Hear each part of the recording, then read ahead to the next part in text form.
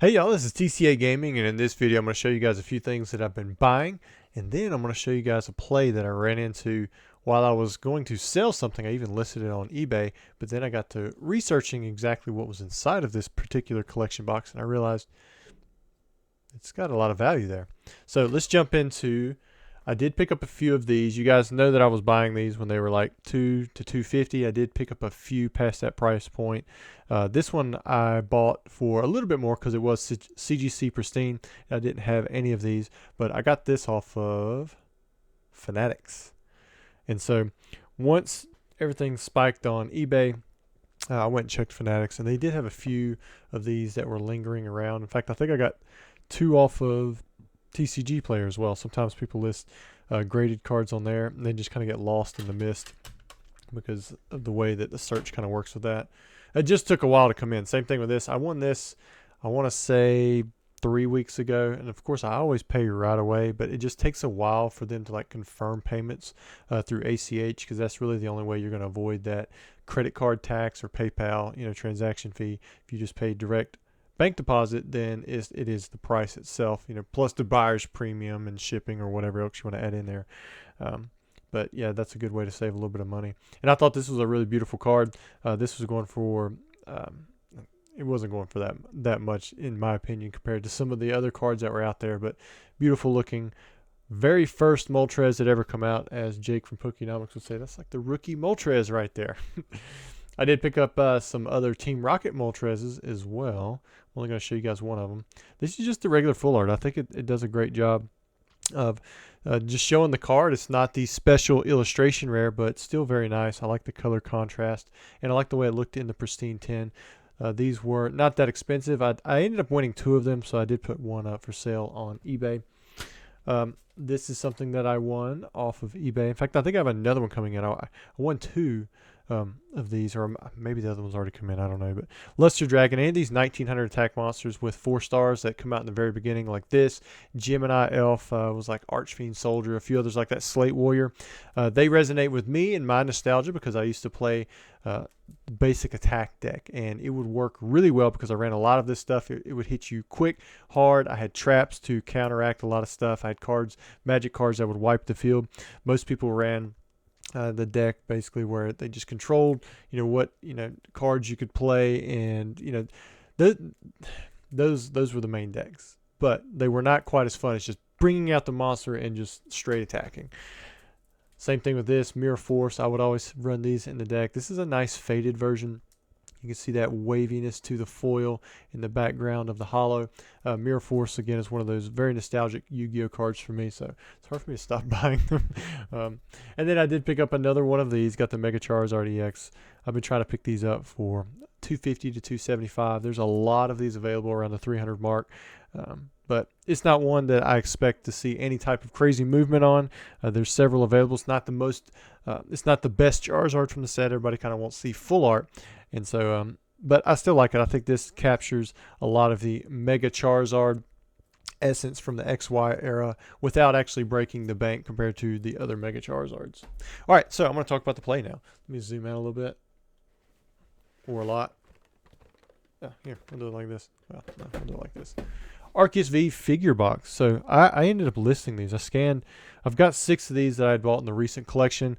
A lot of new collection boxes behind me. I don't know what all you guys can see. It looks like you can't really see too far up. You can really only see a piece of just those 2 shelves. This is actually one that was off to the side. I don't know. No, you can't really point that way. And I had 6 of them. I got some other collection boxes over there too.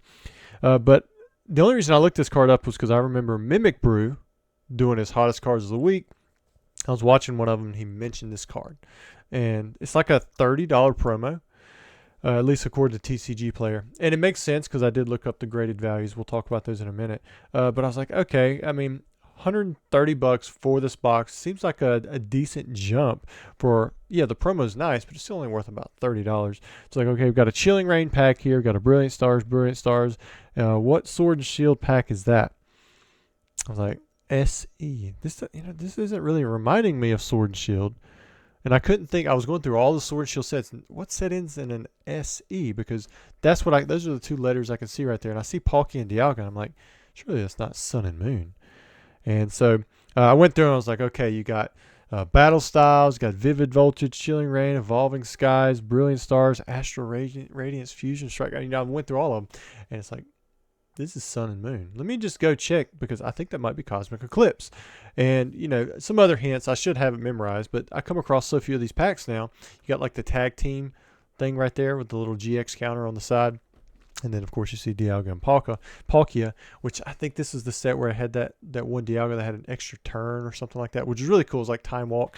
Or it might not even been this set. It might have been Ultra Prism. I can't remember. Somebody who's better well-versed could probably correct me in the comments. But anyways, I was like, wow, that's a pretty expensive pack. So you got a $70 pack, and you got, these are like $8-9 a piece. And then you have a Chilling Reign. I don't sell that one. I ran out a while ago. So that's probably $8 to $10 as well. Might be more. I don't know. Fusion Strike went up. So I was like, there's at least $90 worth of packs. And then you got a promo that's worth $30. This is already $120, and I can break it down and not have to sell it in this giant box. And on top of that, the Arceus V, let's just look up the PSA values just to see where they would be.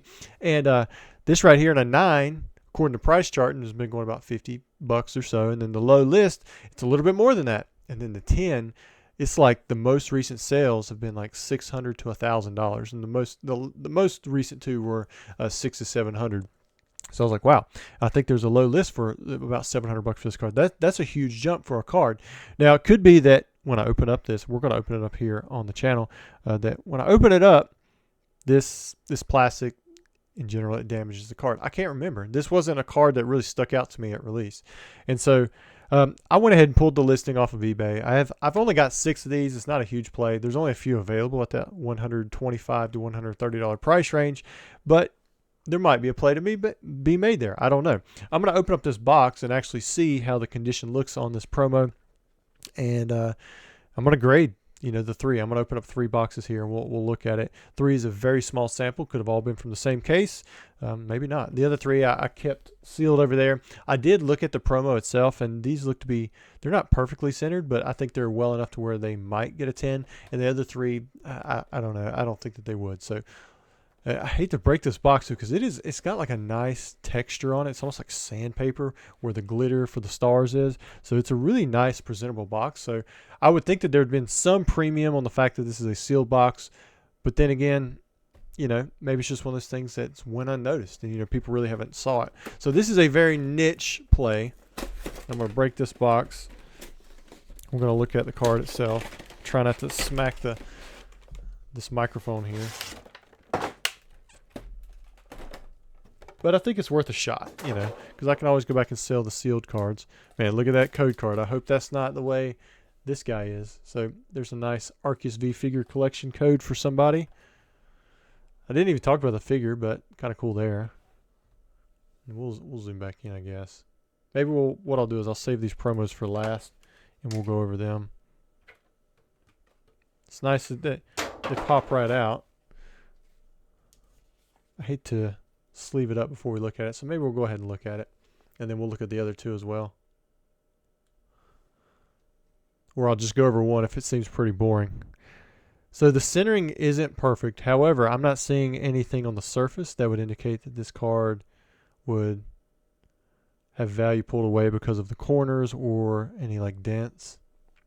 So I think with this card right here, looking at it, it does have a shot at a 10. But the main thing is the left side is slightly smaller than the right, but it's not so far off that I wouldn't say that it couldn't get a 10. So that will be probably the main factor that holds it back. And then we'll look at the packs. We have a Brilliant Stars, Chilling Reign, another Brilliant Stars. We're pretty zoomed in here. And then, of course, this is the big pack. This is like $70 for this booster pack. And because it's coming from this collection box, I can know for sure that it is completely unweighed, untampered with. And so I can sell it as such. I don't have to worry about someone having weighed that booster pack.